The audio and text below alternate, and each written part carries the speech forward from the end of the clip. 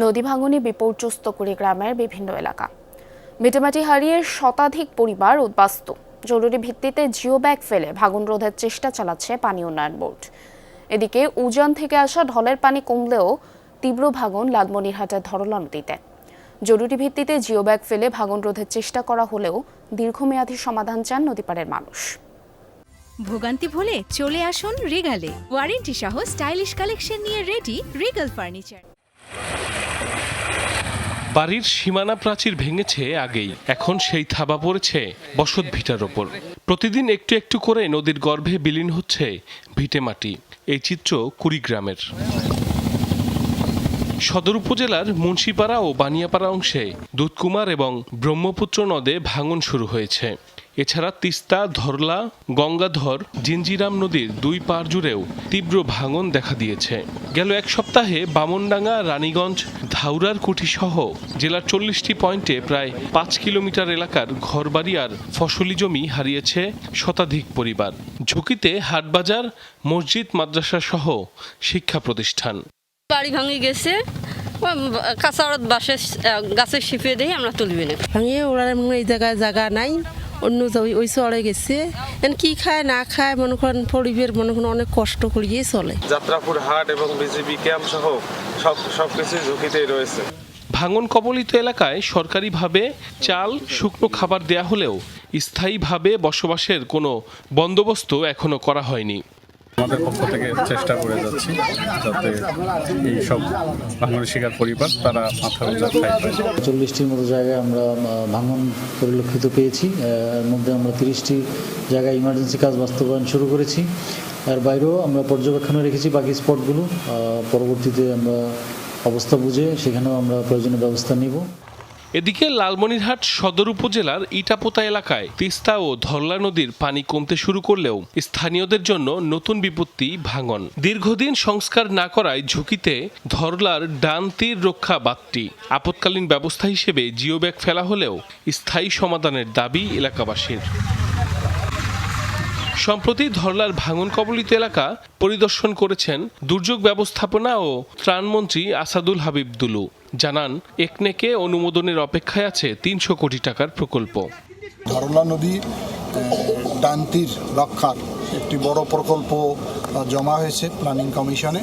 এটি হয়তো অনুমোদন হয়ে গেলে শীঘ্রই একনেকে উত্থাপিত হয়ে গেলে প্রায় 300 কোটি টাকার একটি এস্টিমেট করা হয়েছে, যাতে স্থায়ীভাবে আমরা এটা ডান তীর রক্ষা করতে পারি।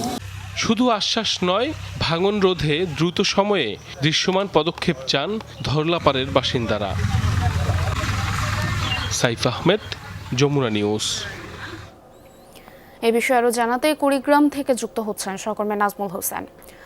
নাজমুল, বেশি ক্ষতিগ্রস্ত হচ্ছে কোন এলাকাগুলো এবং ভাঙন ঠেকাতে স্থায়ী পদক্ষেপ গ্রহণের বিষয়ে কি বলছে পানি উন্নয়ন বোর্ড, বা ইতোমধ্যে কি ব্যবস্থা নেওয়া হয়েছে?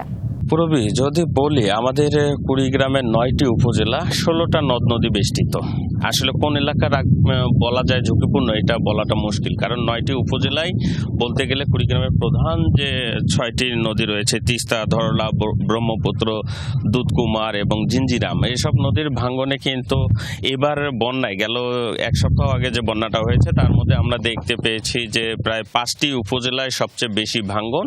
এর মধ্যে 40টি পয়েন্টে প্রায় 5 কিলোমিটার নদীপথে কিন্তু ভাঙনটা অব্যাহত রয়েছে। আর এই পানি ওঠার পরপর জরুরি ভিত্তিতে জিও ব্যাগ ফেলিয়ে পানি উন্নয়ন বোর্ড কিন্তু তাদের ভাঙন রোধ চেষ্টা করছে, যদিও সেটা খুবই আশাব্যঞ্জক নয়।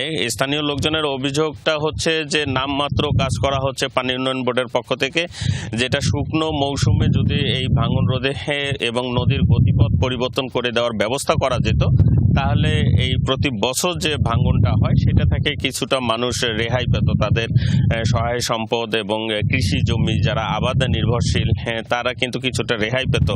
ফলে দেখা যাচ্ছে প্রতি বছর দেখা যায় যে পানি ওঠানামার সঙ্গে সঙ্গে, নদ নদীর পানি ওঠানামার সঙ্গে সঙ্গে কিন্তু ভাঙনটা তীব্র আকার ধারণ করে। সেই তুলনায় কিন্তু সরকারের পক্ষ থেকে কোনো উদ্যোগ নেওয়া হয় না। জরুরি ভিত্তিতে তাৎক্ষণিক যতটুকু কাজ করা হয় ততটুকুই, এর বাইরে কিন্তু খুব একটা দেখা যায় নদী নদী ভাঙ্গনের প্রকল্প এখানটায় খুব একটা নাই। আর যেসব দুই একটা নদীতে ব্লক ফেলিয়ে যে তীর রক্ষার কাজ চলছে, সেগুলোও কিন্তু খুব যে কাজের মান নিয়ে একটা কিন্তু প্রশ্ন রয়েছে। ফলে দেখা যায় যে এই অঞ্চলে যে নদী ভাঙ্গনে মানুষ নিঃস্ব হওয়া যে প্রবণতাটা, সেটা কিন্তু দিন দিন বাড়ছেই। আর আমরা জানি যে কুড়িগ্রামে 16টা নদ নদীর প্রায় 4.5 শতাধিক চরাঞ্চল রয়েছে, সেখানটায় প্রায় 8 থেকে 10 লাখ মানুষের কিন্তু বসবাস। ফলে দেখা যায় এই অঞ্চলে বেশি কর্মসংস্থান বা স্থায়ী কর্মসংস্থান না থাকার কারণে কৃষি নির্ভরশীল মানুষজন কিন্তু এই আবাদ কিস্তির উপরেই তাদের জীবন জীবিকা নির্বাহ করতে হয়। যার কারণে প্রতি বছর নদী ভাঙ্গনের কারণে কিন্তু এই মানুষগুলো দেখা যায় বছরে আমরা দেখছি প্রায় 2500 পরিবার গৃহহীন হয়ে পড়ে, তাদের সহায় সম্পদ হারিয়ে। প্রবীণ, ধন্যবাদ নাজমুল, বিস্তারিত জানছিলাম আপনার থেকে।